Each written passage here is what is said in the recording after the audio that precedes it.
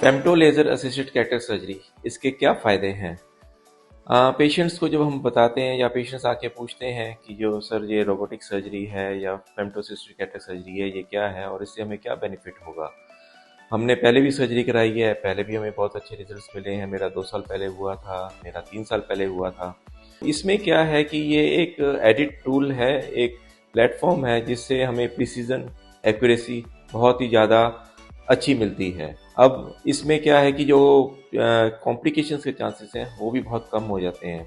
जैसे कि heart cataract है या कोई ट्रॉमेटिक कैटरेक्ट है, उसमें जो हमें प्रिसिज़न चाहिए या जो स्टेप्स करने हैं उन सबको ये करने में ईज़ बहुत ज़्यादा हो जाती है।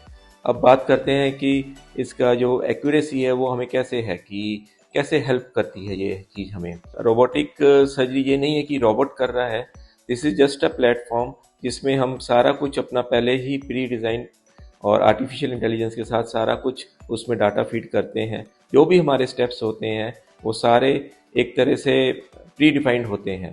तो उससे क्या है कि जो हमारा प्रिसीजन है, जो आउटकम है वो बहुत ही अच्छा आता है।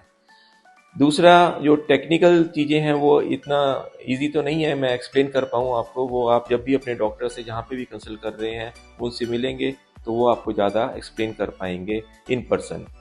और सेकेंडली जो मैं इसका जो ज़्यादा एडवांटेज, जैसे एक्यूरेसी का तो मैंने बताया ही है आपको। जो दूसरा एडवांटेजेस हमें मिलता है, जो महंगे लेंसेज होते हैं, प्रीमियम लेंसेज होते हैं, मल्टीफोकल टोरिक लेंसेज या EDOF lenses, eccentric depth of focus lenses, उनमें क्या बेनिफिट है कि अगर लेंस की प्लेसमेंट अच्छी नहीं है तो हम इतना एक्सपेंसिव सर्जरी करवा रहे हैं, अच्छा लेंस डलवा रहे हैं तो वो उतने अच्छे से वर्क नहीं करेगा। तो उसकी प्लेसमेंट के लिए और उसकी एक्यूरेसी के लिए ये हमें बहुत ज़्यादा हेल्प करती है।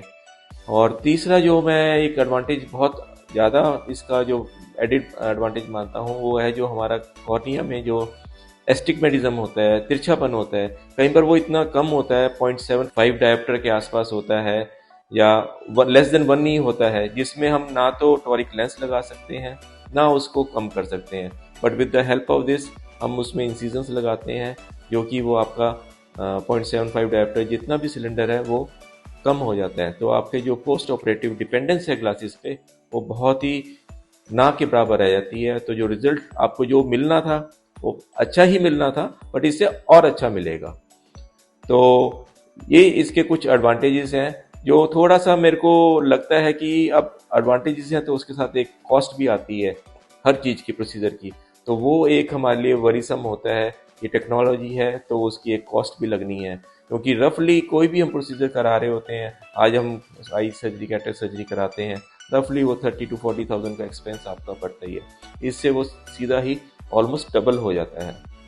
बट दिस मेक श्योर्स कि हम जो भी सर्जरी या जो भी प्रोसीजर करेंगे वो जैसे हम सोचा है वैसा ही होगा, इसमें कोई भी डाउट नहीं है किसी भी तरह का।